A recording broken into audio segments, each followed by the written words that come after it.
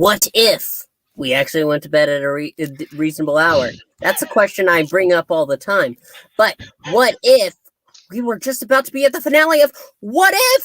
Ah! Okay, the prelude to the finale. Yes. So the name of this episode is What If Ultron Won, and we are going to recap and review. So if you haven't seen it yet, you might want to come back later.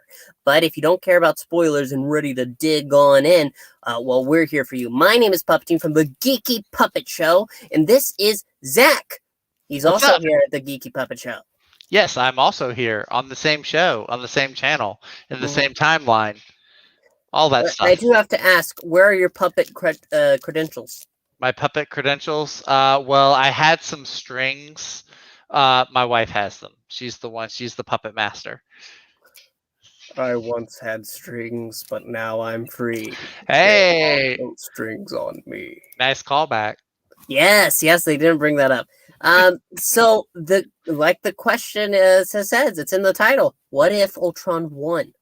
So rather than the body actually getting to the Avengers and them creating Vision, the body is instead used by Ultron. And unfortunately, this is the biggest misstep of the entire show and possibly the entire series. They could not get James Spader to return as Ultron. Yeah. And it is clear that's not James Spader. That was kind of a bummer. Because James Spader, it sounds weird thinking that James Spader is the voice of a killer robot, but he did it so well, or so iconically, I feel. Maybe not iconically, but it just fit. I don't know. He has that kind of voice that just chills you to the bone when it reaches that low timbre. But we have to deal with this one. I believe it's no. I just thought of it as a merge of James Spader and Paul Bettany's voice. Maybe Ross McQuaid or something. It was that guy. Mm-hmm. He did Red Skull in Infinity War and Endgame. Oh, did he? Because they didn't get Hugo Weaving. Because he's also from The Walking Dead. He's one of the guys that came in The Walking Dead. He does really good impersonations. Yeah. Although apparently not of James Spader. He did his best. He did his best. That's all that matters. But let's go ahead and dig right into the meat and potatoes. Basically, after Ultron nukes the Earth, the only two people we ever see surviving are Black Widow and Hawkeye. Because they're up in a Quinjet when everything goes down, so they're safe from all the chaos, destruction, all that. So after Ultron has completed his mission, he's pretty much brought peace to Earth. Peace, quote unquote. And then he's like, okay, this is done. Guess who appears behind him? Thanos. Sudden Thanos. Yep. Thanos just out of nowhere. Just random Thanos. He's got all the other ones. He's looking for the Mind Stone. And Ultron, he takes one look at him and he just laser beams him up and just dissects him. Cuts him in half. Yeah, Thanos was in one universe he is good guy Thanos, and in this universe he is dead. I mean, technically in the zombie one he's dead too, but he still is threatening. Here he is just cut in half. He's just delayed, Ultron takes it and realizes, wait a minute, there's more than Earth, and then he goes into space and kills everybody. Yeah, pretty much. We see him go after. Who is he after? The Sovereign. He goes after Asgard. They go after Ego. He blows up Ego. The living planet. Not the living anymore. No. Goes after Xandar, where he encounters Marvel Supergirl, Captain Marvel, who might have him on the ropes, it looks like, until she punches them into the planet's core. But then he's like, nah, forget this. I win. And he just blows up the planet and it supernovas off to kill all the other. Yeah, he's all powerful right now. So he is definitely. We thought Thanos was a threat. This guy was. I really kind of wish that we got more live action Ultron. Yeah. After seeing this, because Ultron's always been one of my favorite Avengers villains. So this was kind of cool to see an all powerful Ultron. But then we see something really cool with because the Watcher's like narrating over him. He is done. He has completed his mission. And in this moment, the synthezoid realizes that there's nothing left to conquer. And then he like turns around. He's like, "Who's talking?" Because we've seen this before. We saw this in the Doctor Strange episode, where Doctor Strange is like doing his magic stuff, and he's like, "Somebody's there." Like he can sense the Watcher's presence, Mm-hmm. and And so the Watcher goes on to say, and the robot, he is ready to settle in his loneliness as there's nothing else in this universe. mm-hmm. And then Ultron is like, who is that? Turns around and I see you. That's when you know things are going crazy. Up into the fan, just and it's So Watcher gets scared. He exits the Zoom call. He's like, "Get out of there!" Closes the window. Closes the window. Turns Mom, off don't the come in my camera. room. It's like, no. It would be catastrophic. It'd be terrible if he got in here and saw these other universes. My favorite line here is he says, I am the Watcher. I have seen all that has been, all that there is, and all that ever will be. But what the hell was that? Yeah, that was kind of funny, but then also it's like, yeah, this Ultron's actually got him pretty spooked, and then you even hear him like saying through the wall, it's like, "Oh, I'm gonna find you. I will find you." So It reminds me of the scene from Age of Ultron where Ultron wakes up and then he attacks Jarvis. Oh yeah. Kinda. I can see that. Yeah. What is this? Where am I? And then, eventually, he does find him. While this is going on, though, on Earth, we have Black Widow and Hawkeye, and they manage to isolate some droids and destroy them, but they are looking for files so that way they can try to defeat Ultron. Right. They're trying to kill Ultron. They're in Russia. Yep. Important to know, right now, Hawkeye, he even says his will to live meter is flatlining. Yeah. Well, at this point, he's lost his family. He's lost all of his, all the other Avengers are all dead. He and Black Widow are the only two people left alive. So it would appear, yes. So it would appear anyway. So, but on the Earth, as she's going, as they're going through the KGB archives, that's when the Watcher chimes in, and he's watching, and he's saying, "I could interfere. I could help them," because Hawkeye is literally a box away as he pulls out the Red Guardian shield. Yeah, that was cool. That was cool, actually. I enjoyed that. Yeah. As they're digging through the boxes, he pulls out the box, Hawkeye, and Watcher's like, yes. And that's when Hawkeye just pushes it in and sinks to the floor. This is hopeless. And Nat tries to give him some words of encouragement. Then she looks through the box, and there's the file on Zola. Arnim Zola, another favorite villain of mine. So yeah, they because she at this point in this continuity, they've already gone past the Winter Soldier story, so she knows about Arnim Zola from the army base that she and Captain America went to. So she knows that he's an AI. So they go through there. They figure out where there's a computer that's storing his consciousness. I believe it's the same place they had the Russian super soldier program. I think it's where they go to in Civil War, actually, where where Bucky's like the super soldier volunteers are. Yeah, and as they're going, we get a cut after that. After he's like, "Yes, they got it. I found you." As Ultron enters the connection between the multiverse, the in-between, as I will call it now, and he starts fighting him. He starts beating up the Watcher. Of course, that doesn't last very long before we go back to Earth, because we need to see them go to the next step, which is booting up Arnim Zola. Right. And this is what the Watcher is banking everything on. He's hoping that Widow and Hawkeye take out this Ultron before he causes mass destruction. So yeah, they go to the computer, they look him up. Looks really cool. I don't know if it's the animation, but it just looks really cool.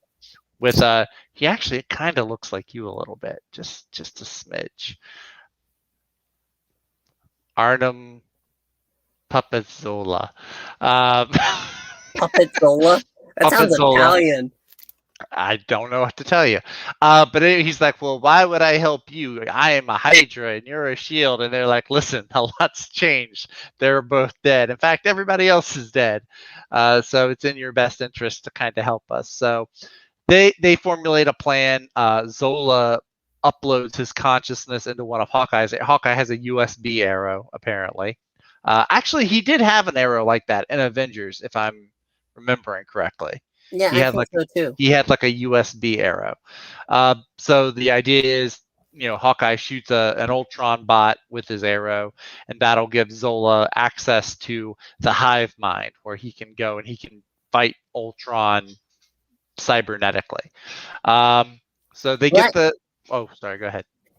well, no. We should go ahead. Go ahead. Oh no, I was just gonna say, yeah. From there on, they Black Widow calls Avengers Tower. There's a pun about Can I have ordering a pizza. Yeah, which is actually kind of fun. I was thinking about it, is like at the beginning of the episode, she's like, I don't do puns. But then she does several puns throughout the episodes. I don't know if she's trying to do it or she's trying to get into it.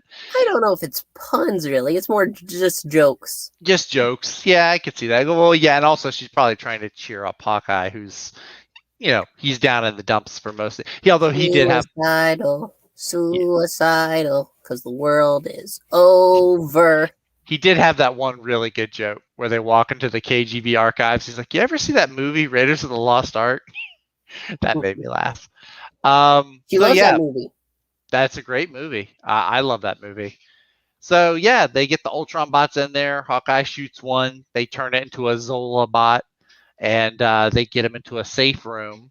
There's a whole multitude of Ultron bots banging on the door, and so they're like, "Okay, do it." So Zola tries to reach out and connect with Ultron Prime, we'll call him, and is unable to. He's unable to connect with him because there's a distance problem. There's a connection problem. And now we go into the issue because Ultron, at this point, he is beating up the Watcher into other universes. So there's one last dramatic moment on Earth that we're going to talk about, and that's when Hawkeye, he sacrifices himself. Well, not really sacrifices. It was unnecessary sacrifice. Yeah, kind of. He was falling. Nat tries to pull him up, but he just lets go. He says he's done, and he shoots them with like a powerful arrow to blow them up. He could have shot it from up there. He could have. He lost the will to live. He pulled a Padme Amidala. It was almost a reverse. Anakin, you're breaking my heart. Hawkeye did break my... I was like, this is... Because Hawkeye has been one of my favorites for a while. So I was like, what are you doing? You could have lived. But, again, the guy lost his family. I mean, look, if you've seen Hawkeye in Endgame and you know how he took that loss, this is worse because it's not just his family, but it's almost everybody else on Earth. But yeah, so he dies, and Widow and the Arnim Zola bot get blown out of this crater or this tunnel. And he says, listen... Ultron should be able to connect with all of his bots throughout space. So whatever this connection issue means, it means that he's not in our universe. Yep. So yeah, we reach the point where this is it. So we see Ultron beating up the Watcher into other realities, and ultimately he lands in a reality that everybody's taking pictures. They can see him now. He can't hide. And he's wearing armor too, like he's all armored up, and is like, you can't compute my will, and he's my will to live or will to fight. The Watcher actually became a fighter. And yeah, he ends up punching him into New York City on a universe where Rogers is president. He's getting sworn in on Times Square. I want more of that universe, Marvel, please. But yeah, and so this fight continues though, and it's like, yeah, every punch they're in a different universe. So from New York, then they go to Wakanda, then they go to like medieval England. It's like they're just all over the place. Yep. And ultimately the Watcher pulls himself out, and Ultron decides not to go after, saying, you go ahead, you watch, you or do whatever you do. I'm going. He has a mission again. To stop the multiverse, to bring peace, quote unquote, to the multiverse. And that's when it fades to black. But the lights come on, and we see the Watcher as he's sitting there, and in the distance, there's a shape. And the tentacles end up disappearing and forming into a man known as Dr. Stephen Strange, the one who destroyed his universe and is stuck alone. And he brings Yes. up the fact that he made his own destruction, and he recognizes his mistakes. And so he wants to hear the Watcher say what he needs. And the Watcher says he needs his help. And that's where the episode ends. Of course. That's right where it ends. Yeah, it was kind of cool because he goes back. It's kind of cool. He goes back to the only other person that could sense him, his being. So I think it's a pretty safe bet. This episode is going to get a part 2 because the Watcher is a direct character now. It wasn't before, and now we see him fully. What it does confuse me a little bit, though. If Ultron wins, okay, let's say that. The end of Party Thor, that's when Ultron peeked through. He comes up in the end. And we're like, oh, what's happening? Oh, this is going to lead in the next episode. And it did. Mm-hmm. Why was the Watcher like, or maybe not? And then he just cuts into this universe. Time and space is different for him, I suppose. But maybe. Oh, God help us if there's different variants of the Watcher. God help us. My brain can't travel on that 5-lane highway. That was kind of confusing, the timing of it all. It's like, okay, if you're going to open up after last week's episode, you should be able to go with, last week we saw this Ultron show up on Party Thor's world. So let's explore where he came from and then you can lead that into this alternate world where Ultron wins. But yeah, the timing was... I do have to say, that doesn't... Well, go ahead. I was going to say, I really think that seeing that is... It's... would have really messed with this episode's flow, because the Watcher being surprised, like, what the hell? You know what it could be, though? What's that? This could be the Watcher watching worlds for recruitment. So everything we've seen thus far is to see the heroes that he needs to bring together to save the multiverse. Oh, I see what you're saying. So if you were watching these in chronological order, this would be episode 1, and then all the other stories would have been following that as he's recruiting other heroes. Maybe. Yeah. Maranya brings up the fact that the Ultron only heard the Watcher once he got all the Infinity Stones. Those stones have mystical origins, and the only other person who heard the Watcher was Doctor Strange. Yes. Sure. That is until Ultron breaks him out of his in-between reality, because people were taking pictures of the Watcher in New York, and they all saw them in Wakanda, in the scrolls, and wherever else. He's got a physical form, right? So because they're trading punches. Normally when we see the Watcher, he has this almost transparent form that you can see as he's like in the background. Form, something like that. Something like that, yeah, like an ethereal form. This time he was like actual, like flesh and blood, trading punches, all that good stuff. So, but it was really good. Definitely looking forward to next week. I'm hoping that we get like a double size, like an extra size finale. That would really be cool. But yeah, this was a fun one. I enjoyed this because, again, big Ultron fan. I don't think Age of Ultron gets enough credit. Nope. The only thing that could have made this episode better was to actually have James Spader return, or have Hawkeye live. Actually, Hawkeye. Well, besides Arnim Zola, Jeremy Renner was the only person who came back for this episode to reprise a character, because Black Widow wasn't Scarlett Johansson and Ultron wasn't James Spader. Oh, that's right. We did get Benedict Cumberbatch right at the end. You're right. Yep. I love that when it came up, also starring Benedict Cumberbatch. They saved it. Yeah, that's how you do it. Yeah, This was a fun episode. Definitely looking forward to next week. I still want my Steve Rogers for President episode. I want this for season 2, please? I'm not sure. We're going to have to see where this season ends, and we haven't talked about that, but I think we will next week here on the Geeky Puppet Show. So thank you so much for joining us. Make sure to, as the ticker says down here, to like and subscribe and leave a comment. Let us know what you thought about it, and we'll have to wait and see. Maranya. I was saying this backstage. What's having to live? He does get the short end of the stick. He hasn't lived through one episode. Any episode he showed up in, he dies in each one. Even the one where Killmonger saves him, he dies.